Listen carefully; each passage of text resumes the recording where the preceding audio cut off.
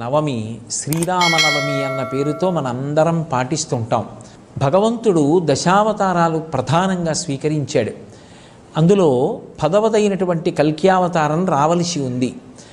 మిగిలినటువంటి అవతారాలన్నీ కూడా ఒక్కొక్క ప్రయోజనానికి వచ్చినప్పటికీ ప్రధానంగా మనుష్యుల యొక్క జీవితంతో అత్యంత సన్నిహితంగా మెలిగినటువంటి అవతారం శ్రీరామావతారం. ఎందుకంటే రాముడు పరిపూర్ణంగా నరుడిగా ఈ లోకంలో ప్రవర్తించాడు. అందుకే వాల్మీకి మహర్షి నారద మహర్షిని ప్రశ్న వేసినప్పుడు కూడా 16 గుణములు కలిగినటువంటి పరిపూర్ణమైన నరుడెవరు అని అడిగారు. కోన్వస్మిన్ సంప్రదంలోకే గుణవాన్ కశ్చ వీర్యవాన్ ధర్మజ్ఞశ్చ కృతజ్ఞశ్చ సత్యవాక్యో దృఢవ్రతః చారిత్రేణ చ కోయుక్తః సర్వభూతేషు కోహితః విద్వాన్ కః కస్సమర్థశ్చ కశ్చైక ప్రియదర్శనః ఆత్మవాన్ కో జితక్రోధో ద్యుతిమాన్ కో ననసూయకః కస్య బిభ్యతి దేవాశ్చ జాతరోషస్య సంయుగే అని అడుగుతారు. 16 గుణములు పరిపూర్ణముగా కలిగినటువంటి నరుడు ఈ కాలమునందెవరు అని అడిగితే ఆనాడు నారద మహర్షి ఈ కాలమునందే ఉన్నటువంటి వాడు రామచంద్రమూర్తి అని నిర్ధారించాడు. మనుష్య జీవితంతో రామచంద్రమూర్తి యొక్క జీవితం మమేకమైపోయింది. నరుడిగా పుట్టాడు, నరుడిగా పెరిగాడు, నరుడు ఎలా కష్టాలు పడతాడో అలా కష్టాలు పడ్డాడు. నరుడిగానే అవతార పరిసమాప్తి చేశాడు. ఆయన సత్యము చేత లోకములను గెలిచాడు, ధర్మము చేత సమస్తాన్ని గెలిచాడు, శుశ్రూష చేత గురువులను గెలిచాడు, దీనులను తన యొక్క దానగుణముల చేత గెలిచాడు, అలాగే శత్రువులను తన పౌరుష పరాక్రమముల చేత గెలిచాడు. పరిపూర్ణమైనటువంటి నరుడి యొక్క అవతారమే రామావతారం. అంత గొప్పదైనటువంటి రామావతారం నరుడిగా వస్తే తప్ప రావణ సంహారం జరగదని, ఆ అవసరం లేకపోయినా సరే కౌసల్యా గర్భవాసం 12 నెలలు చేసి ఆయన ఈ భూమి మీదకి నరుడుగా వచ్చాడు. అందుకే వాల్మీకి మహర్షి రామాయణం బాలకాండలో ఒక మాట అంటారు, తతశ్చ ద్వాదశే మాసే చైత్రే నవమికి తిథౌ నక్షత్రేదితి దైవత్యే సోచ్ఛ సంస్థేషు పంచషు గ్రహేషు కర్కటే లగ్నే వాక్పతాం విద్యునాసః ప్రోద్యమానీ జగన్నాథం సర్వలోక నమస్కృతం అన్నారు. 5 గ్రహాలు ఉచ్ఛలో ఉండగా చైత్రమాసంలో శుక్లపక్షంలో నవమి తిథి నాడు మధ్యాహ్నం వేళ పరిపూర్ణమైనటువంటి నరుడిగా వచ్చినటువంటి అవతారం శ్రీరామావతారం. అటువంటి శ్రీరామచంద్రమూర్తి ఈ లోకంలో ఆవిర్భవించి మనకందరికీ కూడా ధర్మానుష్ఠానంతో మనిషి ఎలా ప్రవర్తించాలో నేర్పాడు. చైత్రమాసంలో వచ్చినటువంటి రామావతారం నరుడిగా ప్రవర్తించడం నేర్పితే, వైశాఖ మాసంలో వచ్చినటువంటి శంకర భగవత్పాదుల యొక్క అవతారం ఒక మనిషిగా ఎలా బ్రతకాలో ప్రబోధం చేసినటువంటి అవతారం. అంత గొప్ప మాసములు రెండిటిలో 2 గొప్ప అవతారాలు వచ్చాయి. ఒకటి సాక్షాత్ శ్రీ మహావిష్ణువు యొక్క అవతారం అయితే, ఒకటి పరమశివుని యొక్క అవతారం. ఒకటి నరుడిగా వచ్చి లోకానికి నడవడి నేర్పితే, వేరొకటి గురువుగా వచ్చి లోకానికి ఎలా ప్రవర్తించాలో, ఈశ్వరుణ్ణి ఎలా చేరుకోవాలో మార్గాన్ని ఉపదేశం చేసింది. అంత గొప్ప అవతారం శ్రీరామావతారం. శ్రీరామ నవమి నాడు అందరూ తప్పకుండా ఉపవాసం చేస్తారు. చేసి పొద్దున్నే రామచంద్రమూర్తిని ఆరాధన చేసి బాలకాండలోంచి శ్రీరామచంద్రమూర్తి యొక్క అవతారం ఆవిర్భవించినటువంటి ఘట్టాన్ని, ఆ సర్గని పారాయణ చేస్తారు. పారాయణ చేసి దేవాలయానికి వెళ్ళి రామచంద్రమూర్తిని సేవించి పరిపరి విధముల మార్చి ఇంద్రియములకు భగవంతుణ్ణి ఆలంబనంగా ఇచ్చి ఉపవాస దీక్షలో రామచంద్రమూర్తిని సేవిస్తారు. అంటే కన్నులతో కొంతసేపు రామచంద్రమూర్తి యొక్క రూపాన్ని చూడడం, చెవులతో రామచంద్రమూర్తి యొక్క కీర్తనాన్ని వినడం, చేతులతో రామచంద్రమూర్తిని సేవించడం, అలాగే నోటితో రామచంద్రమూర్తి యొక్క కీర్తిని భజించడం, అలా మార్చి ఇంద్రియములను రామచంద్రమూర్తి యొక్క సేవ యందు వినియోగిస్తారు.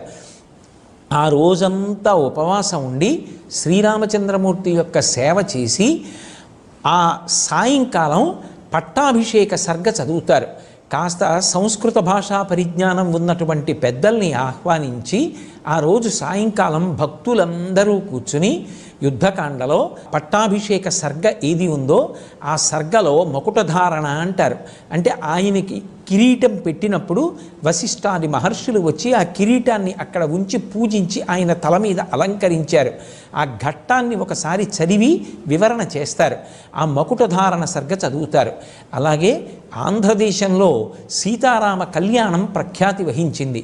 కళ్యాణం చూసినంత మాత్రం చేత, కళ్యాణంలో ఉన్నటువంటి తలంబ్రాల అక్షతలు తల మీద వేసుకున్నంత మాత్రం చేత 3 రకములైనటువంటి అనుగ్రహం కలుగుతుంది. యజ్ఞం చెయ్యాలనేటటువంటి బుద్ధి కలిగి ఆ యజ్ఞం చేసినటువంటి కారణం చేత దేవతల యొక్క అనుగ్రహాన్ని పొంది, తానే కాకుండా తాను తన చుట్టుపక్కల ఉన్నవారు సమాజము అంతా కూడా వర్ధిల్లి, కళ్యాణం చూసినంత మాత్రం చేత, కళ్యాణంలో ఉన్నటువంటి తలంబ్రాల అక్షతలు తల మీద వేసుకున్నంత మాత్రం చేత 3 రకములైనటువంటి అనుగ్రహం కలుగుతుంది. యజ్ఞం చెయ్యాలనేటటువంటి బుద్ధి కలిగి ఆ యజ్ఞం చేసినటువంటి కారణం చేత దేవతల యొక్క అనుగ్రహాన్ని పొంది, తానే కాకుండా తాను తన చుట్టుపక్కల ఉన్నవారు సమాజము అంతా కూడా వర్ధిల్లుతుంది. అలాగే ఐశ్వర్యము బాగా పెరుగుతుంది. 3 సంతానము కలుగుతుంది. కళ్యాణము వలన పొందనటువంటి ప్రయోజనము లోకంలో ఉండదు. అన్ని ప్రయోజనములు పొందవచ్చు. అంత గొప్ప ప్రయోజనములకు ఆలవాలమైనటువంటి సీతారామ కళ్యాణాన్ని వాడవాడలా నిర్వహిస్తారు. చక్కగా ఆ కళ్యాణ సమయంలో అందరికీ కూడా విసినికర్రలు, అలాగే పానకం, వడపప్పు, మామిడి పళ్ళు ఇటువంటివి చలవ చేసేటటువంటి పదార్థాలని పంచిపెడతారు. అలాగే మల్లెపూలు విశేషంగా తెచ్చి రామచంద్రమూర్తికి అలంకారం చేస్తారు. రాముడు ప్రత్యేకించి తెలుగువారితో మమేకమైపోయినటువంటి అవతారం. అంత గొప్ప అవతారమైనటువంటి శ్రీరామచంద్రమూర్తి యొక్క అవతారం మనకి భద్రాచల క్షేత్రంలో విరాజమానమై ఉన్నది. ఆ భద్రాద్రి చేసినటువంటి అద్భుతమైనటువంటి తపస్సు ఫలితంగా వామాంకస్థిత జానకీ పరిల సత్కోదండ దండంకరే చక్రం చోర్ధ్వకరేణ బాహుయుగళే శంఖం శరం దక్షిణే బిభ్రాణం జలజాతపత్రనయనం భద్రాద్రి మూర్ధ్ని స్థితం కేయూరాది విభూషితం రఘుపతిం సౌమిత్రియుక్తం భజే అని అపసవ్యముగా ఆయుధములను ధరించి లక్ష్మణ సీతా సమేతుడై రామచంద్ర ప్రభు భద్రాద్రి మీద వెలిశాడు. అలాగే మన రాష్ట్రంలో ఒంటిమిట్ట, గొల్లల మామిడాడ మొదలైనటువంటి అనేక క్షేత్రాలలో అద్భుతమైనటువంటి రీతిలో రామచంద్రమూర్తి యొక్క ఆరాధన, కళ్యాణము జరుగుతుంటాయి. చక్కగా ఆ రోజున రామాలయానికి వెళ్ళి రామచంద్రమూర్తి యొక్క నామం చెప్పి రామకోటి వ్రాసి అందరూ కూడా తరించడానికి పరమ యోగ్యమైనటువంటి కాలం. ఎప్పుడో త్రేతాయుగంలో రామావతారం వచ్చినా అందరూ తేలికగా తరించడం కోసమని అష్టాక్షరీ మహామంత్రం, పంచాక్షరీ మహామంత్రంలో ఉన్నటువంటి బీజాక్షరములు రెండింటినీ సంకలనం చేసి లోకమంతా తరించడానికి అగ్నిబీజాన్ని, అమృత బీజాన్ని కలిపి రామనామాన్ని వశిష్ఠ మహర్షి ఉంచి మనందరం ఆయనకి రుణపడిపోయేటంతటి మహోపకారాన్ని చేశారు. అందరం శ్రీరామనవమి నాడు శ్రీరామనామ సంకీర్తనం చేసి రామచంద్రమూర్తి యొక్క అనుగ్రహము చేత ధర్మమునందు విశేషమైనటువంటి అనురక్తి పొంది ఆ ధర్మానుష్ఠానము చేత సమస్తమైనటువంటి ప్రయోజనాల్ని పొందడానికి కావలసినటువంటి స్థితిని సముపార్జించుకుందాం. ఇవాళ లోకంలో అందరూ కోరుకునేది శాంతి. ఆ శాంతి దేని వలన లభిస్తుంది అంటే ధర్మానుష్ఠానం వలననే లభిస్తుంది. సమస్త శాస్త్రముల సారాన్ని పిండేస్తే 2 అక్షరాలు ధర్మం. ఆ ధర్మానుష్ఠానమునందు అనురక్తి దేని వలన కలుగుతుంది అంటే రామచంద్రమూర్తి యొక్క ఆరాధన వలన కలుగుతుంది. అంత గొప్ప నైమిత్తిక తిథి శ్రీరామనవమి. అటువంటి శ్రీరామనవమిని మనందరం భక్తి ప్రపత్తులతో ఆచరించి ఆ సీతారాముల యొక్క పరిపూర్ణమైనటువంటి అనుగ్రహానికి పాత్రులమవుదాం.